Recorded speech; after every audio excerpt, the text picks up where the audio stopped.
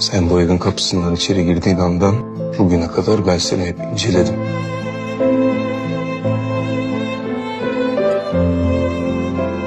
Sana baktım, seni yaşadım, seni anladım.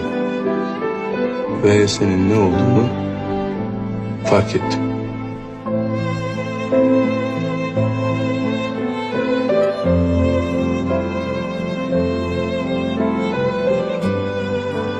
Ankasın sen. Sana o kolyeyi boşuna almadım. Sen ne yaşamış olursan ol, sana birileri neler yaşatmış olursa olsun. Günaydın. Günaydın. Nasıl? İyiyim iyiyim.